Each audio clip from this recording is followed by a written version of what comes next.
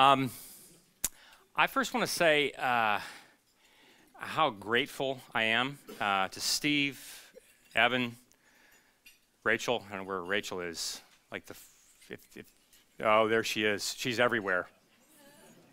Like the Holy Spirit, like in a green dress. It's just...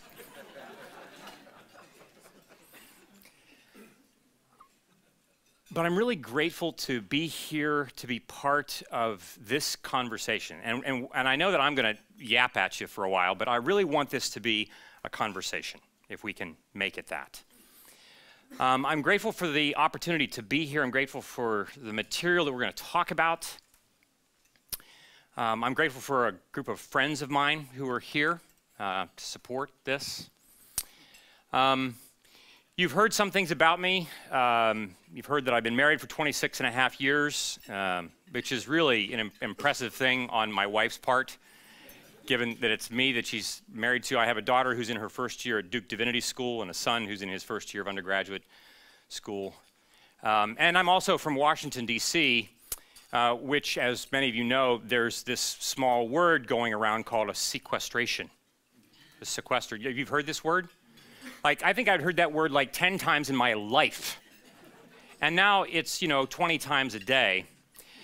But I have to say, if you're from Washington and there's a sequester going on, everybody is anxious.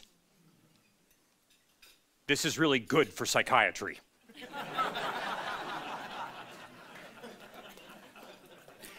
But it does feel it feels kind of bad knowing that like people being anxious about losing their jobs means I'm more likely to keep mine.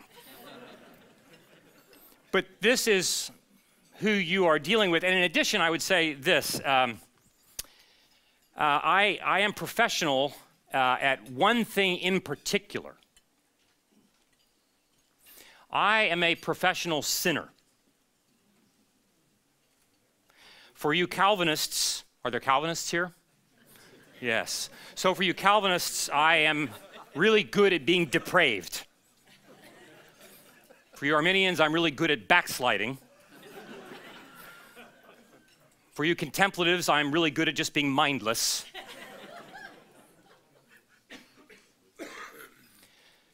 But all that to say that we are all in this place longing for God to continue to work in us, that we may be his vessels to work with him to usher in the kingdom of God. And what I hope for us to do today is to spend some time talking about a particular part of God's good creation that he is using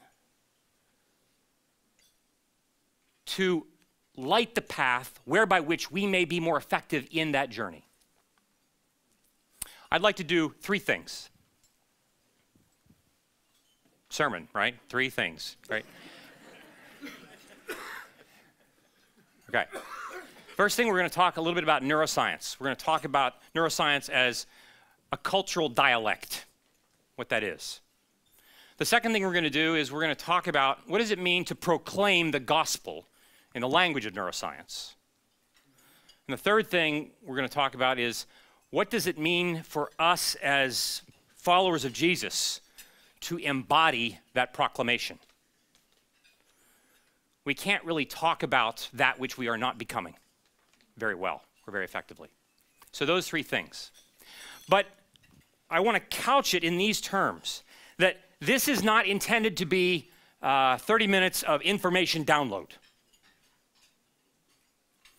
This is intended to be a space where, in the time that we have together, Jesus is here to work. And I invite us to be aware of and attuned to what the Holy Spirit is doing in and among us, literally, while we are together.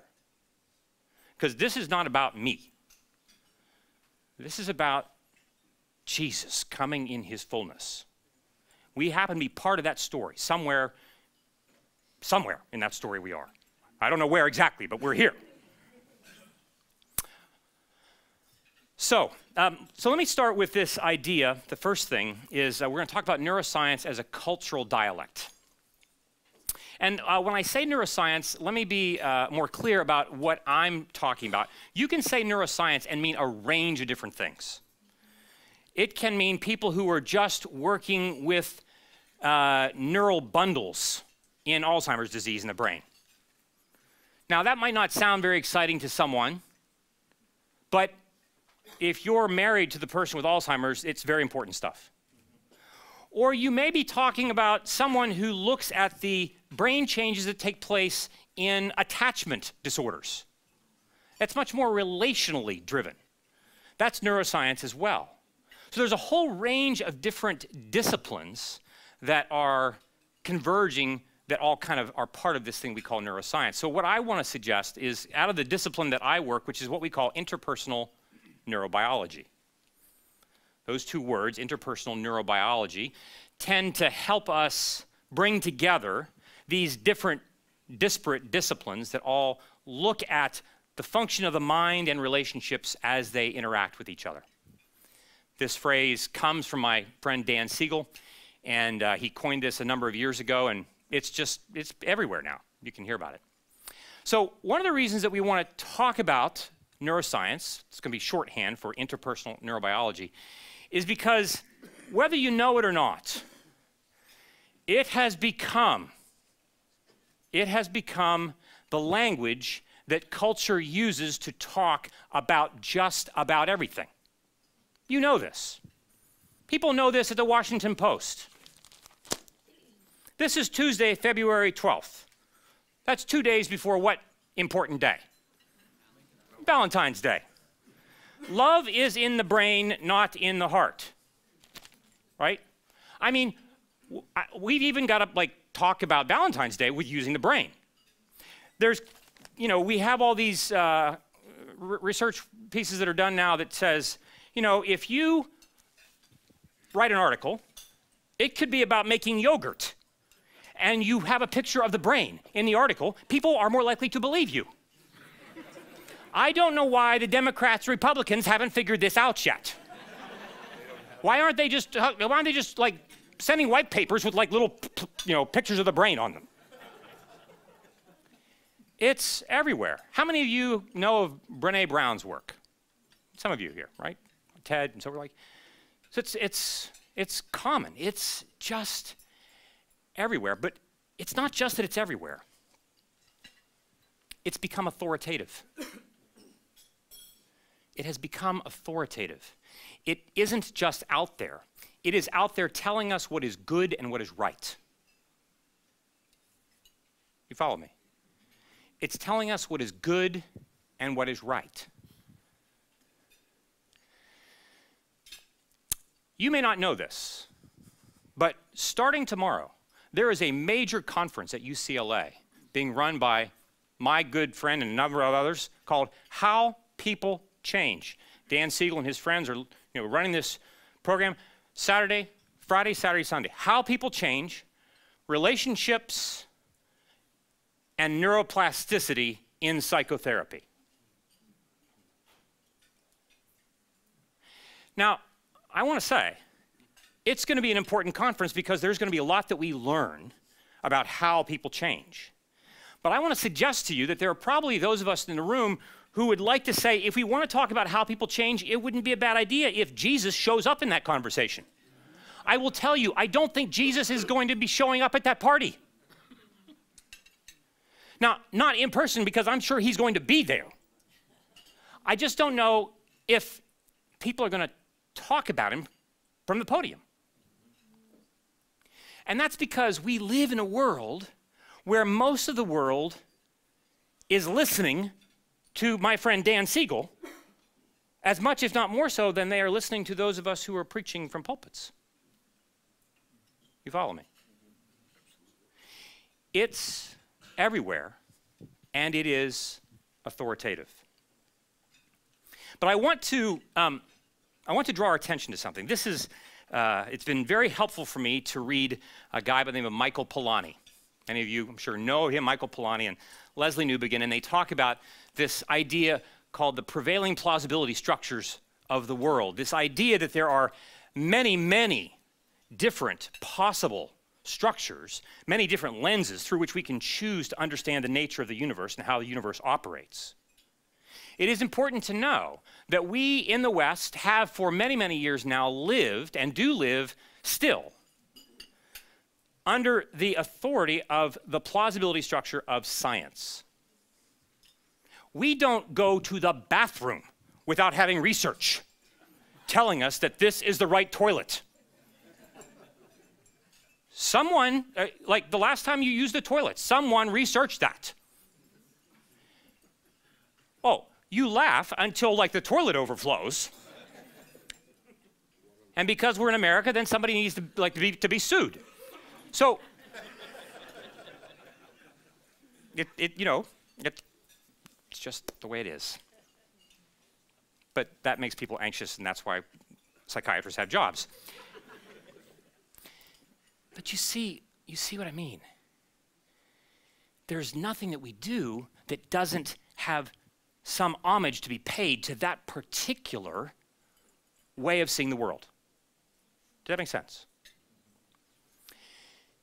And like a fish who doesn't really know that it's swimming in water, most of the time we're not paying that much attention to this. And in fact, we in the church now, we preach our sermons this way. We build our buildings this way. We do a whole range of things living under that auspice.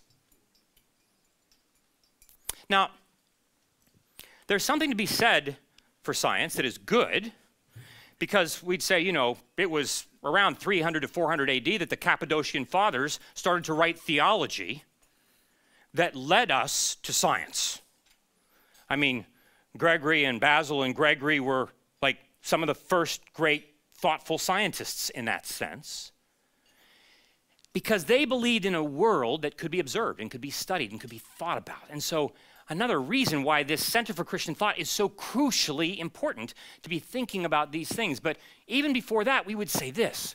St. Paul, in Romans 1, chapter 1, verse 20, says this, paraphrased. From the beginning of time, if you look at creation, creation points you to God. From the beginning of time, we've known this.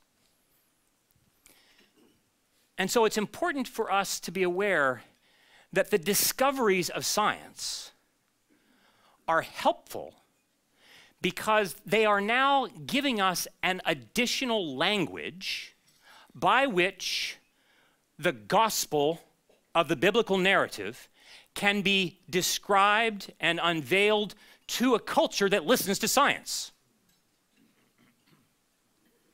Does that make sense?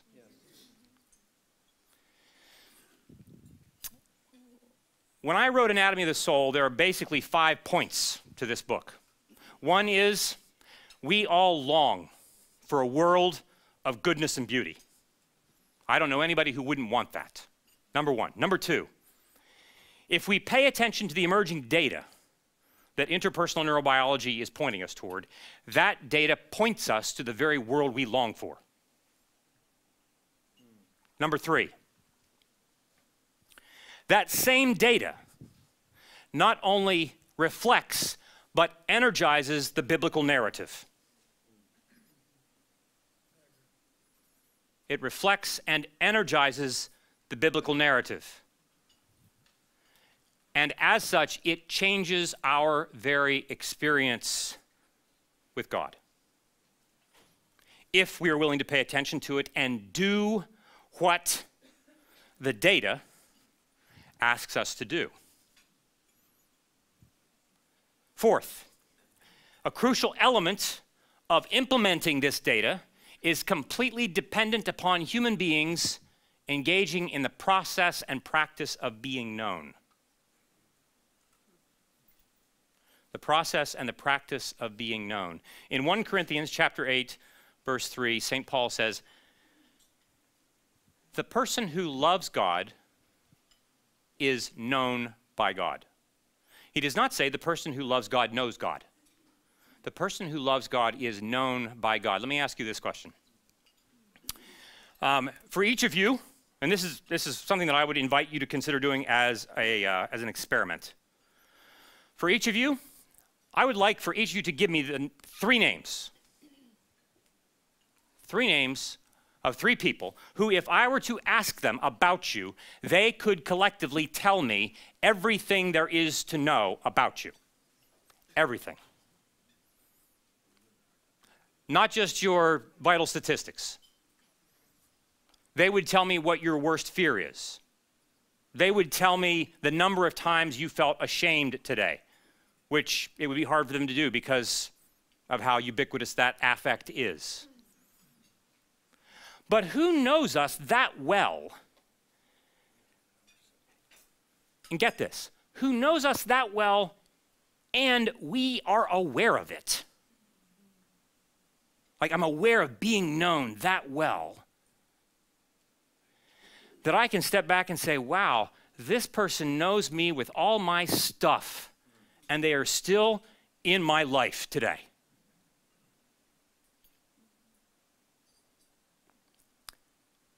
Could you give me 3 names? Some might be able to. Some of us would find that hard to do. But I want to suggest to you that the degree to which we love God is associated deeply with the degree to which we have the experience of being known by God, and the degree to which we experience being known by God is directly related to how well we are known by embodied people.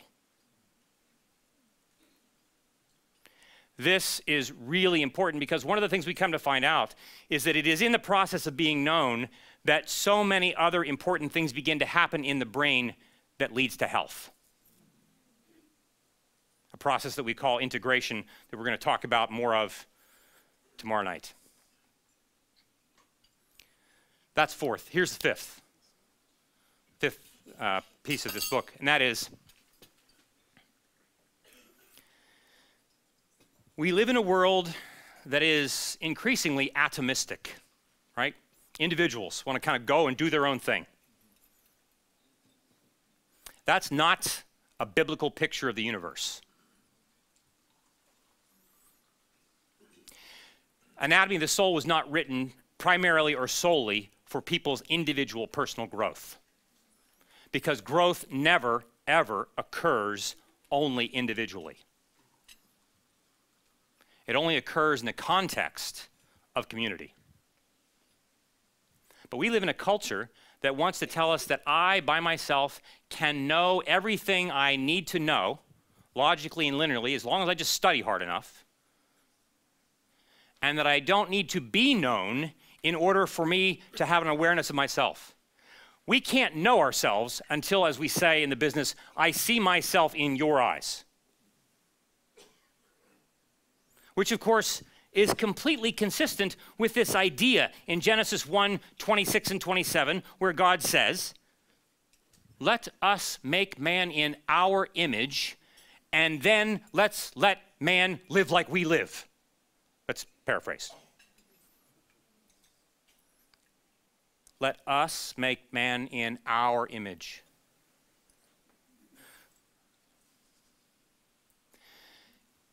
In the context of community, what's really interesting, in the context of being known, my anxiety drops. And if my anxiety drops, it is possible for me to be more creative.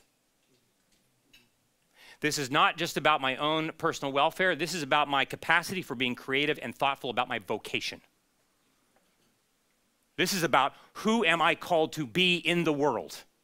Who are we called to be, and how do I use the we in order to help me figure out who I am called to be in the world? It is a way of living out that Genesis mandate, if you will. And so paying attention to neuroscience is really helpful and important, because the more we do, the more we don't just grow personally, the more we become the kingdom of God on the earth and prepare for the kingdom that is coming. As Dallas Willard said at a conference back a few months ago, I believe God,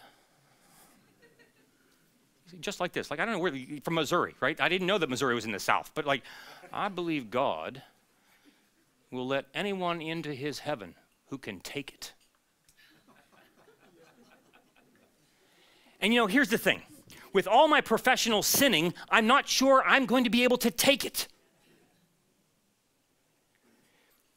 But God does not leave himself without a witness. And for such a time as this, when the brain is so sexy, it is. You know, 10 o'clock at night, Tuesday, I just like roll the picture out of the brain. No, I don't, really, don't. I don't do that. We have other methods. And so,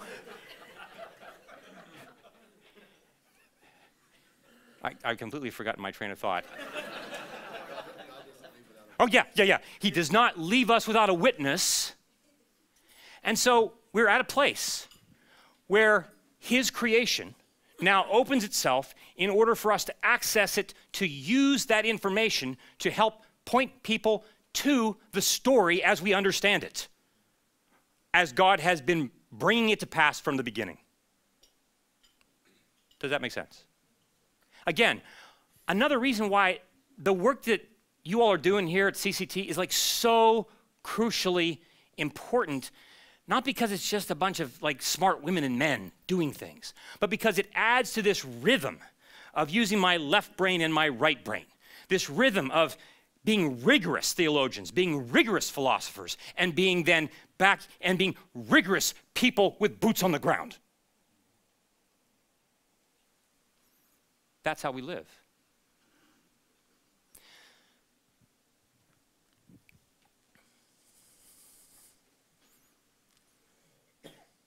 What does it mean for us to proclaim the gospel using this language? This is a part of my little talk that we could just go on forever and ever and ever. I'm just going to name a few things, ways that would be important to pay attention to this. In no order of importance. One thing that strikes me is that about Jesus telling stories and parables and so forth is that he used a lot of different medium, a lot of different motifs for the stories that he told. So he told stories about people who planted things, right?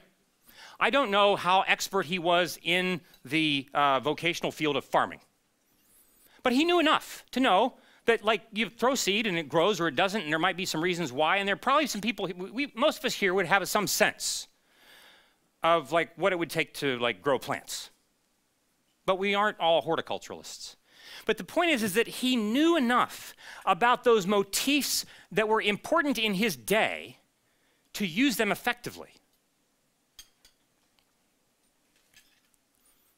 And so to proclaim the gospel means that it is important for us to be familiar with the cultural dialects of our day in order for us to use them effectively.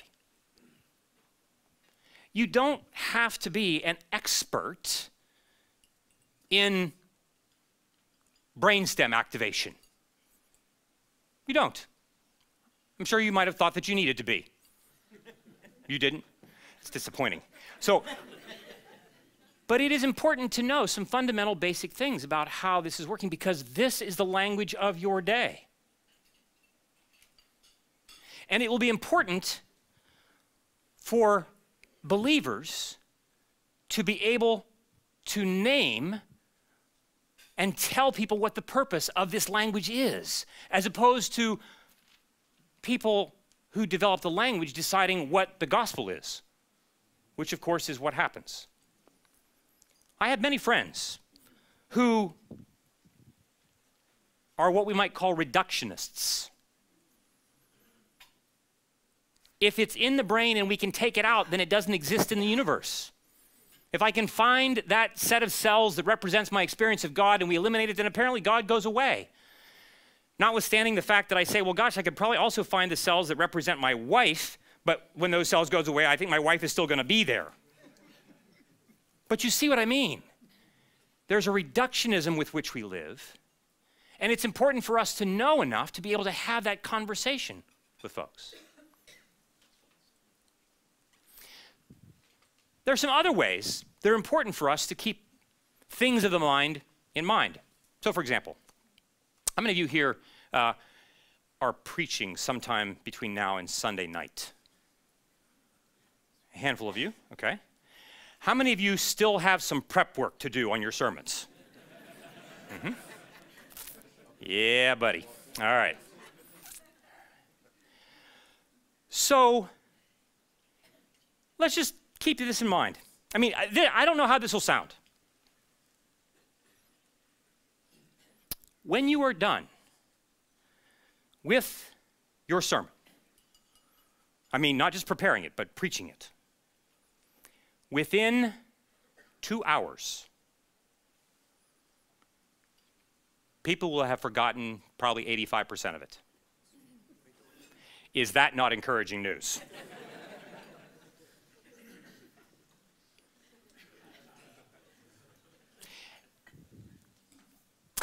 I went to seminary, I got to homiletics class. No. It's not to suggest that what we say is unimportant.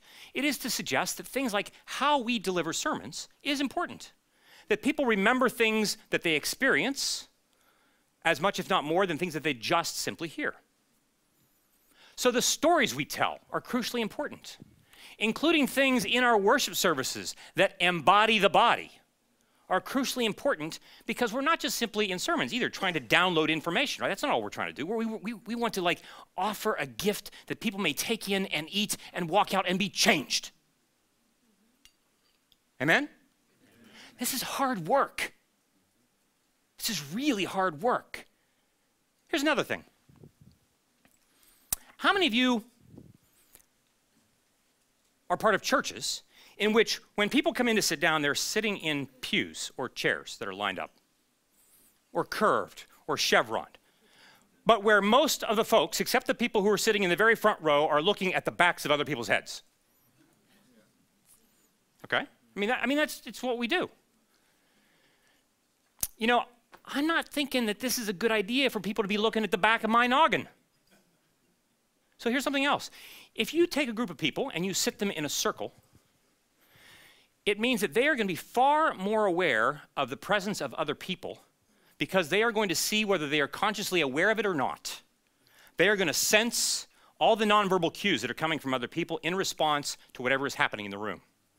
That's why what's happening in this room right now, you know, there are things that you are sensing, not just that I'm saying.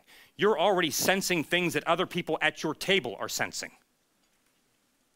Now, you weren't aware of that like 7 seconds ago, but now you are. Notice that this room, for instance, is almost full to capacity. If we took this group of people and had an auditorium that was twice the size, we would not be having the same exchange. Your brains would be having a completely different experience. These are small things, but these are things that are big deals. And these are things that God's good creation and the information that we are gathering from it is being laid before us in order for us to proclaim the gospel. Not to mention other ways that we proclaim the gospel. We proclaim the gospel with artistry, like oh my gosh, the CCT offices, you have to take them all on a tour just of these 2 rooms. It's unbelievable. Somebody did some real thinking in designing a room whereby which the very physicality of the room itself, not this room, although this is a good room. It's a great room. I love this room. It's my favorite room in the world. The very physicality of the offices, like you walk in and you feel the change. Somebody's paying attention to these things. It's really good stuff.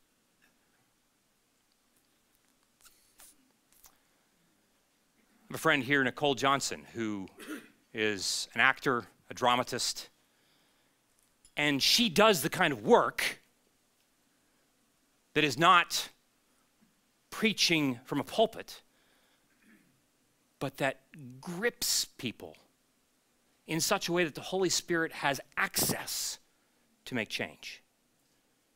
So things like acting and dance and music and liturgy, all those kinds of things are all important, and the more we pay attention to how that affects the mind, the more we line up with what God is wanting to do in the world. That is intended to be encouraging. But it takes work. And it takes work for us to figure this out together. Again, another reason why places like CCT are so important. Have I done a good job on the marketing thing? Okay, I'm just checking. You call me, I can market anything. As long as it's not about me, I can market anything. So it's hard work, but when done together, God is like so stoked about this. Those are just some examples of what it means for us to proclaim. One last thing I'll say about that. Is my friend Dwayne here in the room? There he is, right. So my friend Dwayne is a spiritual director.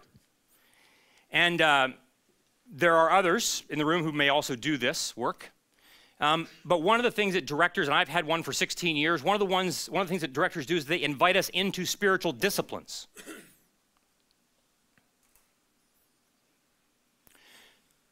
You know, I really have to say I hate fasting. Anybody else with me on this? Wow, I'm so glad I'm not by myself with it, because it would have been really embarrassing if I'm like the only one raising my hand. It's really hard work. But there is work that gets done by that process, but not just when I'm doing it by myself, when I'm doing it with the 3 other guys that I meet with on a weekly basis for prayer and confession, when we do this together. So we're all hating it. It's great. But these kinds of things open us. These kinds of things open us to the work of the Holy Spirit, and it is a way for us to pay attention to things of the mind that neuroscience would now suggest is really taking place literally in your brain. This is not just some abstraction. So when St. Paul talks about renewing your mind, he's not kidding. Last piece, then we're going to have some Q&A.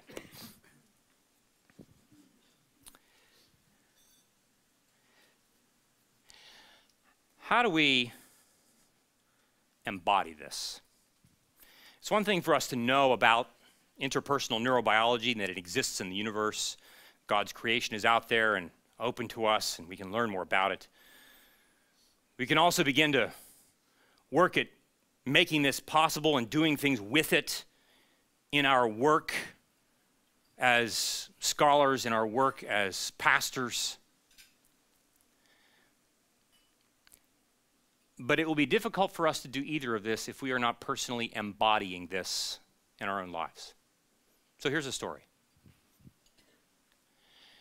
He's 42 years old, and he's married with 5 kids. And his church, naturally, because he is who he is. And who is he? He's bright, he's articulate, he's thoughtful, he's kind, tireless worker, funny, engaging. Because of this, of course, his church is involved in a building project. Right, because it's inevitable. Because like if you're really good, like this is the benchmark, right? If you're a really good pastor, at some point you have to have a building project.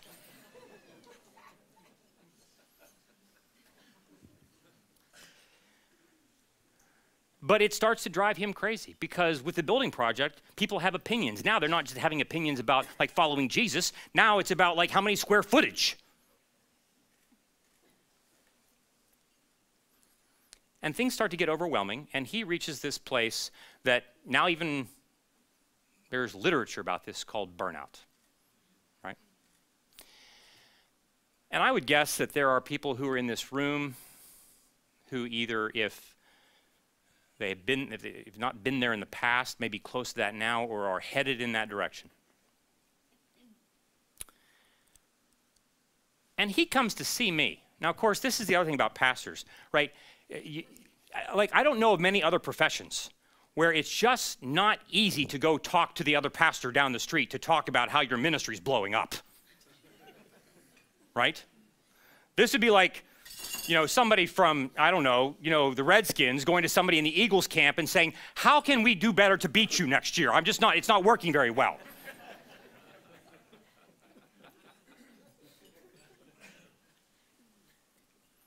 But here's the thing. With all of his travail and with all of his effectiveness living as a human being, there were certain things that he had never paid attention to.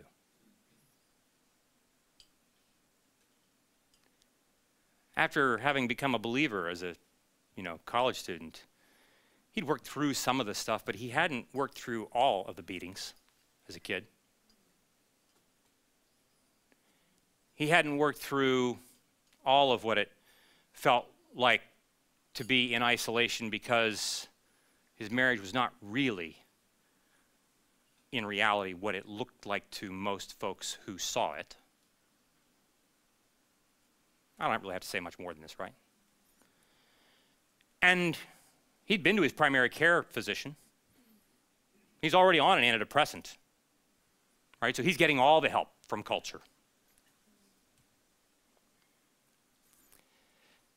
But we began to pay attention to things like what he was paying attention to, and to memory, and to emotion, and to his attachment, and to a range of different things that gave him language for contending with and meeting those elements of his mind that were a wrecking ball for him.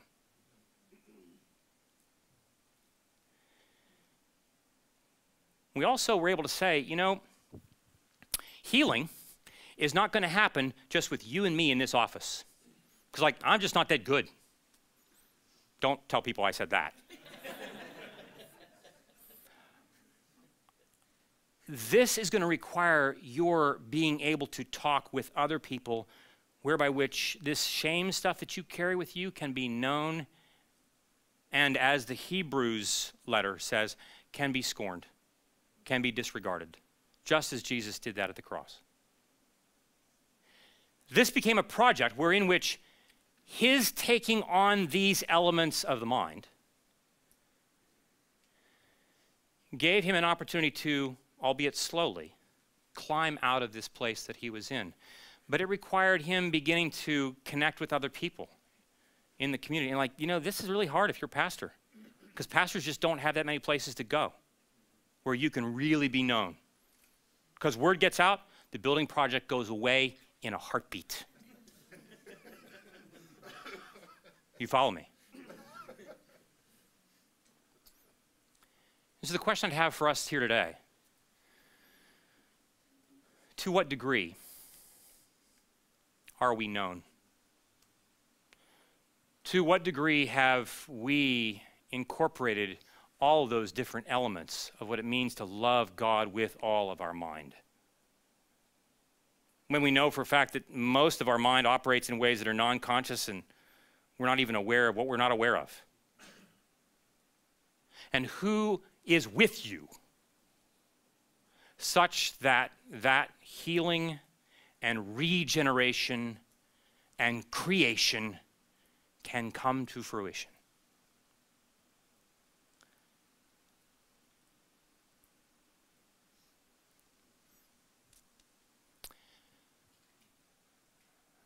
My invitation is for you to take this, and by this I don't just mean the stuff I've said, but the things that are going to be asked about now, and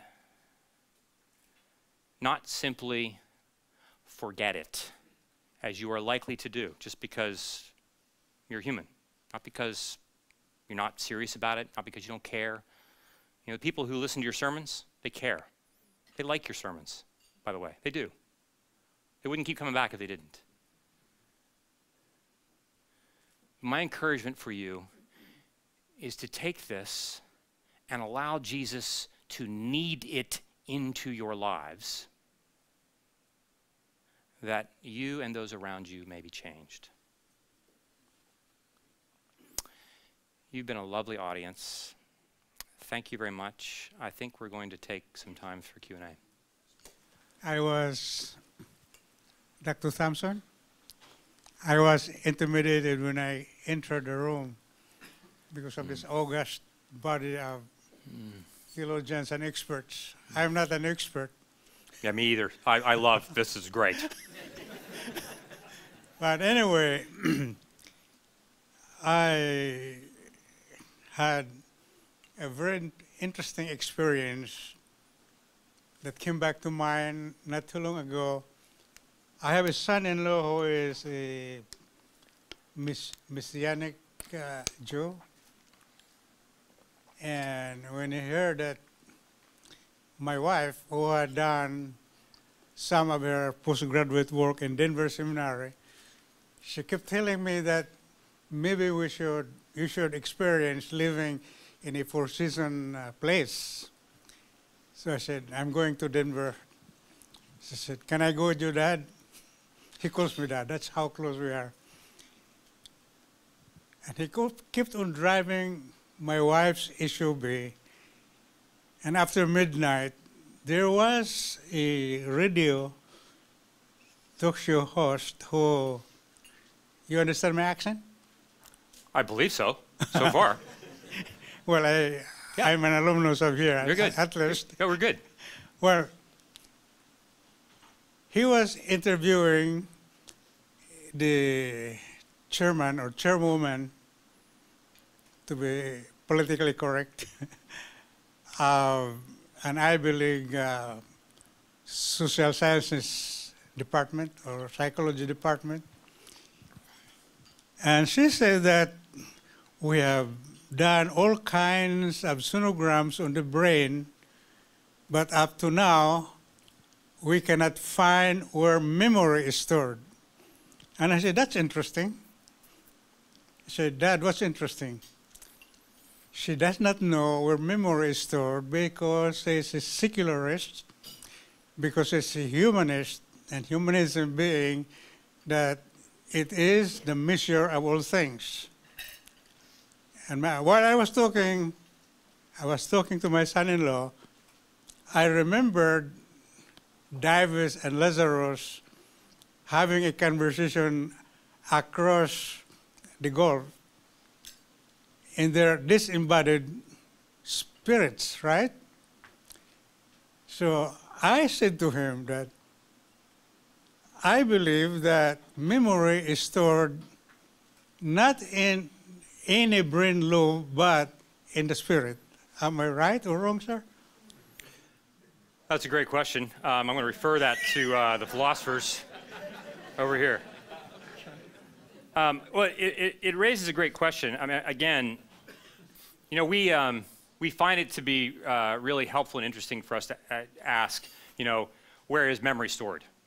Frankly, where is anything stored, right? And I want to suggest this, that the pursuit of knowing things is something that we do with mixed motivation. Part of what we do to discover things, to know where memory is, to know where thoughts are, where feelings are, and so forth, we do that because we long to inculcate that, to make that more a conscious, intentional part of our life. But frankly, a lot of, in fact, for me personally, most of why I want to know things is because I, like Eve and Adam before me, want to know that I know that I know. It is about the knowledge of everything. I'm much more interested in being able to know certainty than I am to live in a world of probability. Now, with Newtonian physics, we thought we had certainty. Am I right? And with quantum mechanics, we now know for certain that we don't have certainty. Did I get that right? Or we think there's a good probability that we just have probability. My point is this. Probability about anything. For instance, there's good probability that short-term memory is highly correlated with the activity of the cells of the hippocampus. There's good evidence to that, in fact. Because if we cut them out, or if they die off while you have your sleep apnea episodes, which they will. You don't remember things as well in your short-term memory. You don't encode things as well. But why do I need to know that that's where they are? Sometimes I need to know this because I want to do new interventions on behalf of people. But I know that lurking underneath all that is my old Adam that wants to know things because I'd rather know than to trust. I'd rather live in a world where I can, in my isolation, control all my variables, rather than have to live with the specter of a God who is moving in the cool of the day, and who gets to ask me questions, and who tells me things. You follow me? Yeah. Other question? Yeah. Yeah. Thanks for being here, Dr. Thompson. As a teaching pastor, you encouraged us to consider how we can incorporate neuroscience into the preaching event or into the sermons. And I would love to do that, and I'll list it with the 15 other disciplines that I'm supposed to be an expert on when I preach. Mm-hmm. So I can give 15, 30 minutes to trying to understand neuroscience, which a week, which I don't think will be sufficient. And most of the neuroscience information I get is filtered through some sort of popularization, a TED Talk, an NPR interview, something more conservative than NPR to make Biola people feel more comfortable. So I would love to know. I was starting to feel the sympathetic drive system starting to. But I would love to know, because I hear you saying that we don't want to just filter it through a secularist lens. We want to have our own ability to look at it. But I don't have the capacity or the time to read a neuroscience journal article. Where can some of this be found that's useful? And what would you encourage us as teaching pastors so that we don't just sound like we read a Time article and are trying to be an expert? Right. I think three things. First of all, my first suggestion is don't sleep. Because I think if you just don't sleep, you'll have plenty of time to read the stuff you need to read. Secondly, really? Well, I'm an elder at my church. That's probably why I sound like that. Secondly, again, I would say that like this is a conversation. Like I think that you've raised. How many here would say like that's like a crucial question? What he's just asked, right? Like because we all are being asked to do more with less, right? The sequester's just like the stamp on that, or the government, right? In our church, we have a guy who is a political scientist. And every 4 years, he runs a 6-week course leading up to the election that helps us pay attention to how to think about, how to be in the political process. Now, I don't have time to do all the work that my friend Jerry does. But that's the kind of thing that we're talking about doing. Like, you're absolutely right. Like, no pastor is going to have the time, effort, energy to do all the kind of work to know all that you need to know about everything. But this is why places like CCT are so important. And so I would suggest that a thing to consider doing would be to say, hey, once every 6 months, and maybe this might even be too frequent, once every 6 months, we're going to get together and we're going to have 2 or 3 of us as a group of pastors. We're going to get together for an afternoon lunch, and we're going to like sift through some stuff that we've seen, and we're going to have a conversation about this. That's a thing to do. Where's Steve? Where'd he go? So I'm getting ready for this talk, and I'm thinking to myself, like, oh my gosh, you could have a 2-day conference for pastors in which this is all we do. Like, we could come back and have this whole, talk about all kinds of ideas. But that's what places like this are intended to do. So I think that question is relevant. It'd be like, how can I be familiar with all of the important contemporary music that's being played? Like, I'm with people all day. Like, I don't listen to the radio. I never listen to the radio. How am I going to know these things? Well, there are certain things that I can't know. But it will be helpful for me to know people who are kind of helping me connect those kinds of things. Again, it's hard work, but we're trying to do that here. I'm sorry that I don't have like the answer other than the sleep thing. I think that's helpful.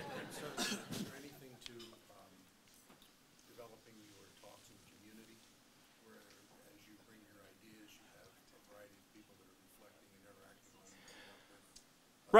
Right.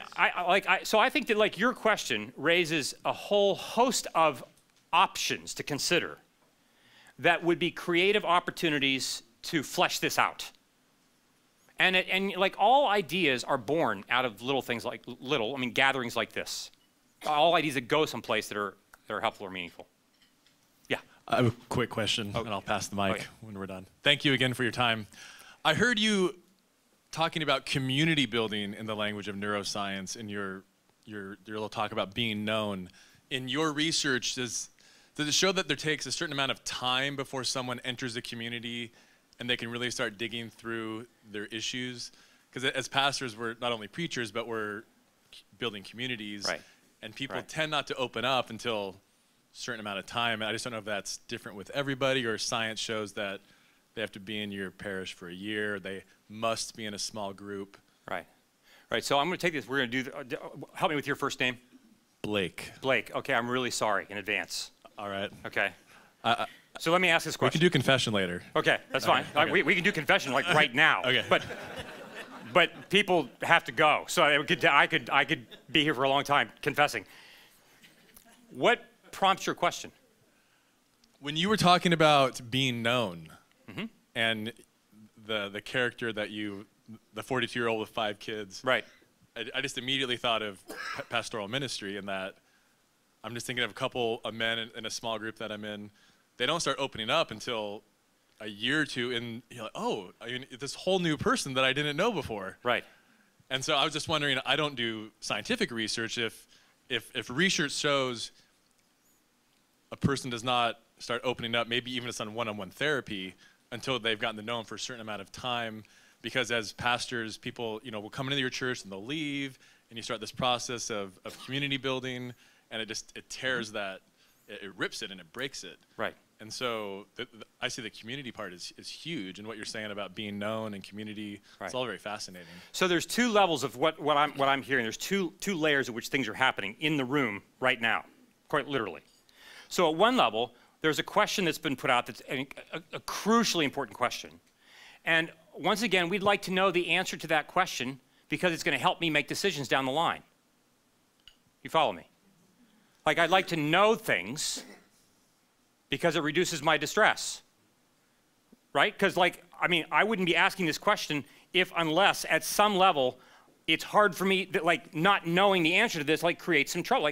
Like, how much longer do I have to wait for this guy to open up, right? Like, it's been 17 years because he's a guy, right?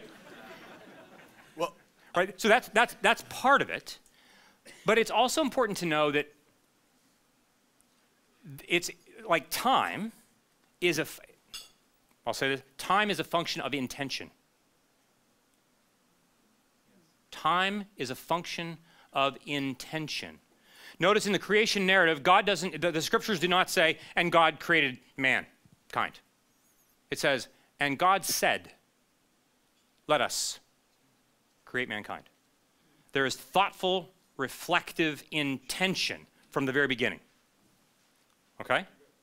So, if we're going to be in a group and we're going to, by intention, draw this group to a place of transparency and community and live out 1 Corinthians 12 and 13, there are certain intentional things we can begin to do to facilitate it being more likely that it won't be 17 years before he talks.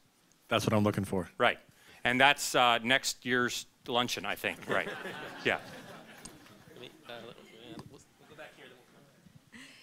I was just curious to hear your thoughts on the effects of technology, on how that is forming our brains either toward or against community, and if you see any hope. Right. It's a great question, and I go back to the wheel. The wheel does lots of really great things for us, like it lets us move things places, right? It makes it easier to transport things, like my wheat 10,000 years ago, right? But it also means that when I want to, I can leave you more easily. Yes, it's easier for me to get to my kids now when they're in Durham, North Carolina, but it means I have to go to Durham, North Carolina to get to my kids. Okay, fine. So we can say that with technology, there's always going to be this two-edged sword element to it, right? The part that We can do good with it, or we can do things that tend to be not so good. There are those who would suggest that we have reached a different place with things like the internet, in that the more wired together we are, the less connected we are. And I would suggest it's kind of like a perfect storm. And again, we could talk all day about just this particular item. But we would say that, like, I know you think you do, but you really don't have 500 friends.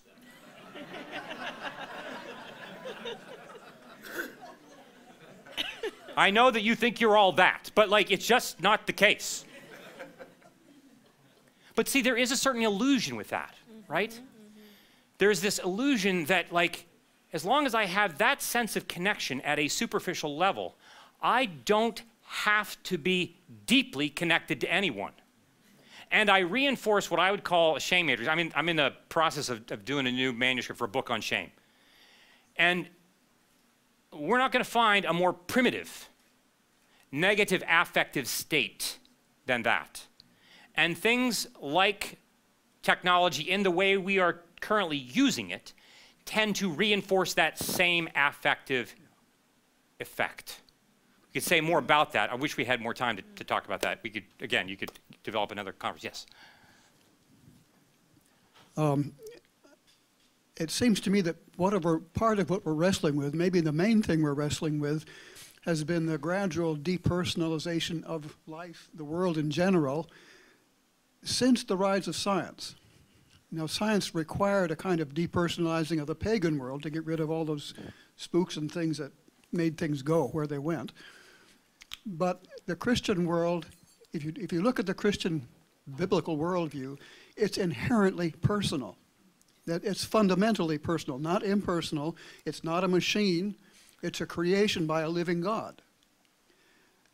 And it seems to me that we need to get back to that, which would put this thing we're discussing today in a whole different context, that we would be approaching it from a whole different context, because we modern folks have basically bought into what a bishop of the 1700s, Bishop George Berkeley, said, that machine that Newton has invented is going to get in the way of God. And that's exactly what has happened. And we need to overcome that. I think that's a doable project, and I think it's part of what we need to be doing right here. Does that make sense to you? Does that make sense to other people? Fine and good. Thank you. Yeah.